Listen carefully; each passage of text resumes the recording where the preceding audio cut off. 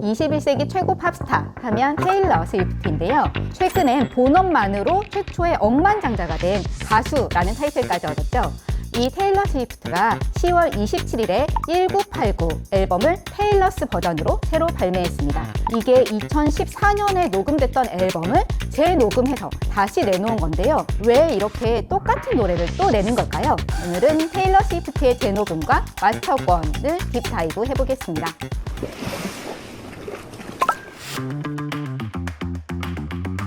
이 음악에 대한 권리가 좀 복잡한데요. 일단 크게 저작권과 저작 인적권으로 나뉩니다. 저작권은 창작자가 가지는 권리죠. 작사가나 작곡가가요. 만약 어떤 노래가 나왔는데 그걸 다른 사람이 커버해서 부르려고 하면 저작권을 가진 사람의 허락을 반드시 얻어야만 합니다. 테일러 스위프트는 자기 노래 전곡에 작사, 작곡을 했거든요. 그래서 저작권은 이미 확보하고 있는 상황입니다. 저작 인적권은 다시 두 가지로 나뉘는데요. 하나는 노래를 부르거나 연주한 사람이 갖는 실현권이라는 게 있고요. 또 다른 하나는 음반 제작을 한 제작사가 가지는 마스터권이 있습니다. 제작사는 원래 악보 상태로 있던 노래를 돈을 들여서 녹음을 시키잖아요. 이렇게 녹음된 결과물을 마스터라고 하는데요. 이 마스터권을 가지면은 음반을 만들어서 팔 수도 있고 그걸로 스트리밍 서비스에 얹어서 돈을 벌 수도 있는 거죠. 그리고 또 광고나 드라마에 그 음악을 쓸지 말지, 쓰고 나서 사용료는 얼마나 받을지 같은 거를 마스터권을 가진 사람이 정할 수가 있습니다. 요즘에 스트리밍으로 음악을 소비하는 시대잖아요. 이 스트리밍 서비스에서 가장 많은 수익 배분 비율을 가져가는 게 바로 마스터권을 가진 음반 제작사입니다. 국내의 경우에는 제작사가 48%를 가져간다고 하고요. 멜론 같은 서비스 사업자는 35%, 그리고 저작권자가 11%, 가수나 연주자 같은 실현자는 6%를 가져갑니다. 즉, 마스터권은 지금 상당히 돈이 되는 권리입니다.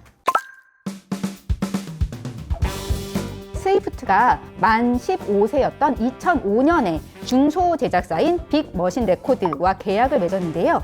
이때 계약 조건이 6개 앨범의 마스터권을 모두 빅 머신 레코드가 가져간다 라는 조건이었습니다. 2006년부터 2017년까지 총 6개의 앨범이 나왔고 모두 엄청난 대히트를 거뒀는데요. 6개 앨범의 마스터권이 모두 빅 머신 레코드에 있습니다. 2018년에 계약 만료를 앞둔 스위프트가 내 앨범의 마스터권 내가 다시 가져가게 협상을 하자라고 해서 협상을 했는데 결국 깨졌습니다. 왜냐면 빅머신 레코드가 네가 재계약을 하고 새로운 앨범 한 장을 내면은 그때 옛날 앨범 한 장의 마스터권을 줄게. 너무 까다로운 조건을 내걸었기 때문에 스위프트가 포기한 거죠. 그리고 스위프트는 2018년에 유니버셜 뮤직 그룹으로 제작사를 옮겼고요. 이때는 앞으로 모든 마스터권은 다 스위프트가 가져가는 조건으로 계약을 맺었습니다. 미국에서도 본인 노래의 모든 마스터권을 다 가지고 있는 가수는 아주 극소수라고 합니다. 제이지, 메탈리카, 그리고 리안나 같은 아주 탑스타 중에서도 소수만 갖고 있는 그런 권리라고 하죠. 2019년에 빅 머신 레코드가 다른 데로 팔리면서 스위프트 노래에 대한 마스터권이 몽땅 팔렸어요. 사실 제작사가 마스터권을 다른 사람한테 넘기는 거야 뭐 법적으로 아무 문제가 없죠. 그런데 문제는 이걸 사들인 사람이 누구냐? 바로 이타카 홀딩스의 스쿠터 브라운이었습니다. 스쿠터 브라운은 저스틴 비버를 발굴한 연예 기획자로 아주 유명하고 칸예 웨스트라는 래퍼의 매니징을 담당하기도 했는데요. 그런데 이 칸예 웨스트가 2016년에 스위프트를 엄청난 희대의 거짓말장기로 모는 그런 사건이 있었습니다. 이 상을 주셔서 너무 고맙습니다. 뉴테일러 상 받은 너보다 비욘세 거가 역대 최고의 비디오였어. 그게 최고의 비디오라고? 흥. 그래서 스위프트가 당시에 엄청난 조롱에 시달렸는데요. 거기에 저스틴 비버까지 가세를 했었거든요. 그러니까 비버와 웨스트의 매니저 스쿠터 브라운은 스위프트에게는 원수 같은 존재였던 건데요. 본인의 젊은 시절이 담긴 그 소중한 마스터권이 다른 사람이 아닌 스쿠터 브라운에게 간다는 사실에 스위프트는 아주 격분했다고 합니다. 그래서 스위프트는 자신의 블로그에 이건 아주 최악의 시나리오다 라며 분노의 글을 올렸고요. 이후에 브라운 측이 너 나 자꾸 그렇게 비난하면 공연에서 네 노래 못 쓰게 한다? 그리고 넷플릭스 다큐멘터리에 음악 안 줄 거야? 라고 협박했다는 사실까지 스위프트가 나중에 공개를 해버립니다. 원래 마스터권을 가진 사람이 거절하면은 아무리 내가 그 노래를 부른 가수거나 작곡했다고 해도 공연에서 그 음원을 쓸 수가 없거든요. 그래서 이 일 때문에 아주 난리가 났습니다. 스위프트 팬들이 스쿠터 브라운한테 몰려가서 너는 물론 가족까지 살해하겠다라는 협박까지 한 거예요. 그리고 이렇게 분노한 스위프트는 선전포고를 내놓습니다. 내 노래를 다시 녹음하겠다. 1집부터 6집까지 과거 앨범을 모두 다시 녹음하면 새로운 마스터가 생기는 거거든요. 기존 마스터를 자기가 찾아올 수 없다면 새로운 마스터를 만들어서 오리지널 버전을 아주 무력화시키겠다는 계획이었습니다. 사실 제작사가 마스터권을 달라는 요구를 들어주지 않아서 유명 팝스타가 재녹음을 한 사례는 과거에도 있었습니다. 대표적인 게 1980년대 팝의 전설인 프린스의 경우인데요. 프린스는 워너 브러더스가 마스터권을 주지 않자 얼굴에 노예라고 글자를 쓰고 무대에 설 정도로 아주 공개적으로 싸움을 벌였습니다. 그리고 당신이 마스터를 소유하지 않는다면 그들이 당신을 소유한 거다 라는 아주 유명한 말까지 남겼는데요. 결국 워너 브러더스를 떠난 프린스는 1982년에 나왔던 1999 앨범을 1999년에 다시 녹음해서 내놨습니다. 마스터를 새로 만든 거죠. 하지만 사실 이 새로 나온 앨범은 대중의 반응을 그렇게 얻지는 못했습니다.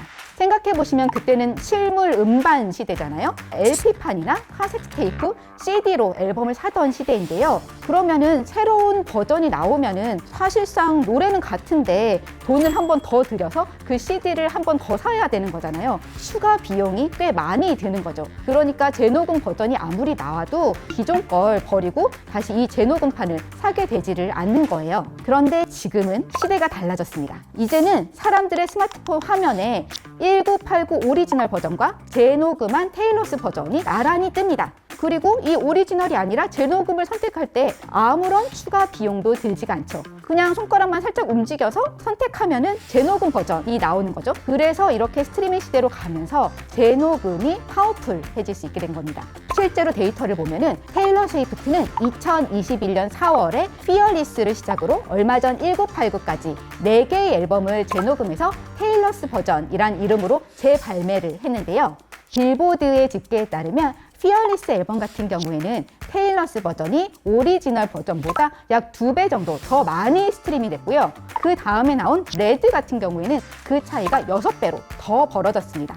완전히 오리지널을 압도하고 있는 겁니다. 스위프트는 당초에 예고한 대로 남은 2개 앨범도 재녹음해서 내놓을 계획인데요. 그래서 평론가들은 초기 6개 앨범의 마스터권이 완전히 무력화될 수도 있겠다라는 평가를 내놓습니다.